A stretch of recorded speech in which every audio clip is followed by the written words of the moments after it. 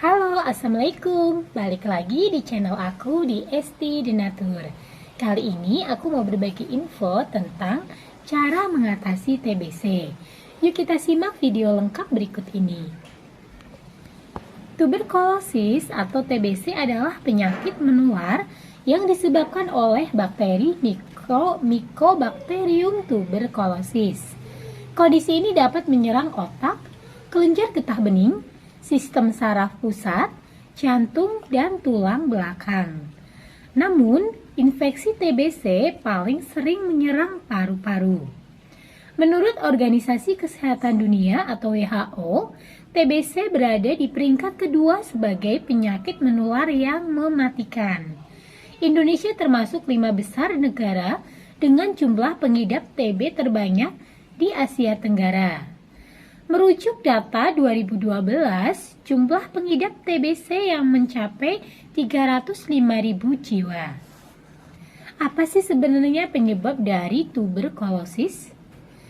Mycobacterium tuberculosis dapat menular lewat semburan air liur ketika pengidap TBC batuk, bersin, bicara, tertawa, atau bernyanyi.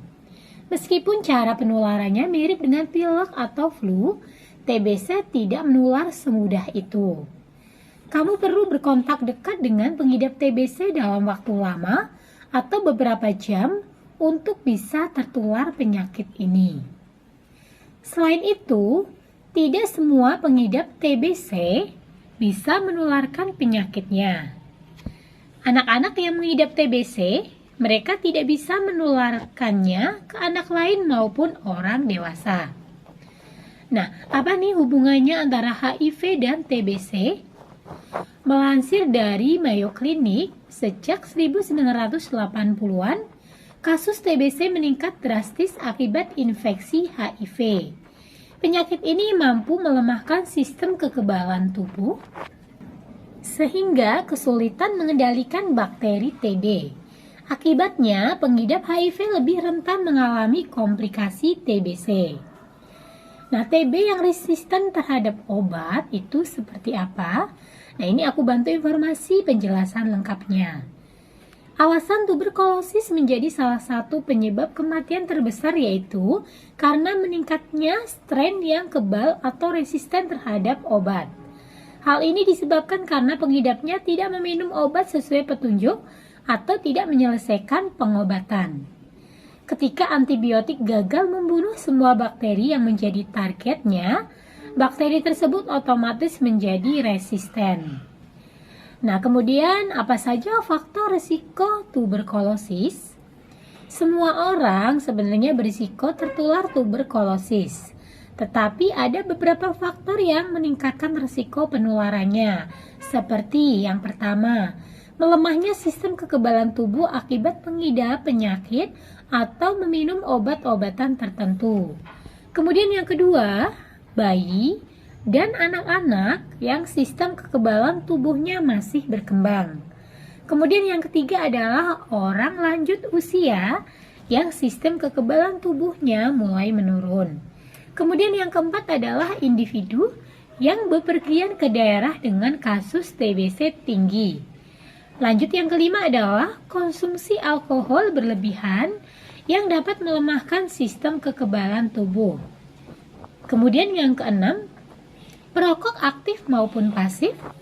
Lalu yang ketujuh adalah bekerja di fasilitas kesehatan yang diharuskan berkontak erat dengan orang sakit. Kemudian yang kedelapan adalah tinggal bersama pengidap TBC. Nah, seperti apa gejala dari tuberkulosis atau TBC?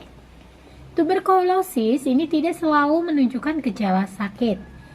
Para ahli membedakannya atas kedua jenis TBC, yaitu TBC laten itu yang pertama, kemudian yang kedua adalah TBC aktif.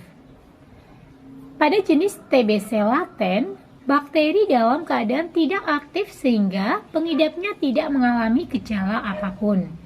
Karena itu, jenis laten bersifat tidak menular, tetapi kondisinya perlu diobati agar tidak berkembang menjadi TB aktif.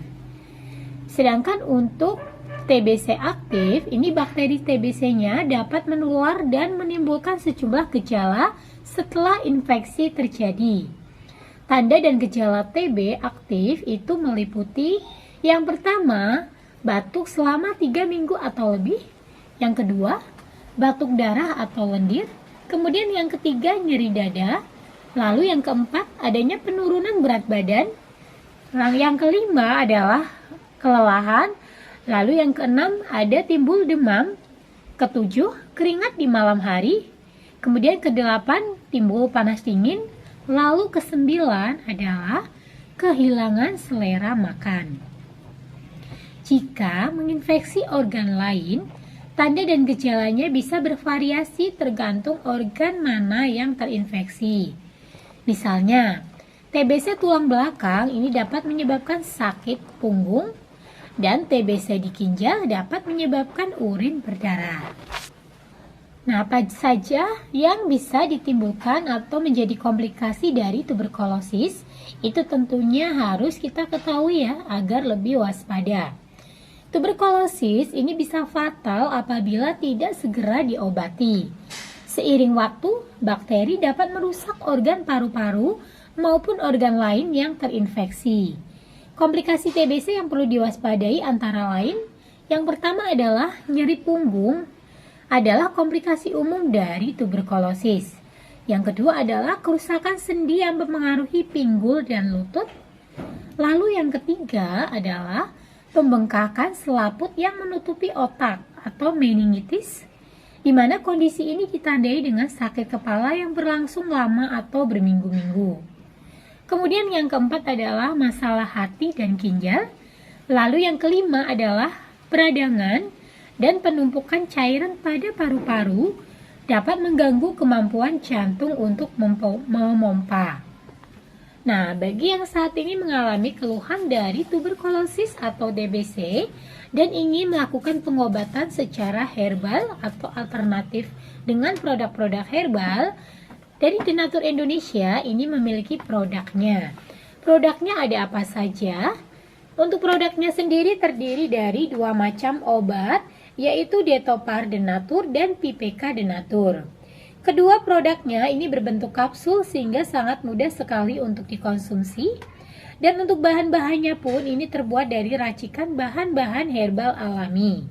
Selain hal tersebut, produk-produknya ini pun sudah terdaftar di BPOM, sudah ada izin Dinkes, halal MUI, dan untuk pembuatannya ini sudah sesuai dengan standar CPOTB, serta Denatur Indonesia sudah memiliki ISO 9001-2015. Di botolnya pun tertera nomor POM TR yang sudah didaftarkan. Untuk Detopar Denatur, POM TR-nya 163 394 651. Lalu PPK Denatur POM TR-nya 173 399 911. Nah, demikian informasi kali ini, semoga bermanfaat. Bagi yang ingin memesan produknya, silakan langsung hubungi saja kontak kami di nomor 081 329 878 999. Sampai jumpa di video berikutnya. Terima kasih. Wassalamualaikum warahmatullahi wabarakatuh.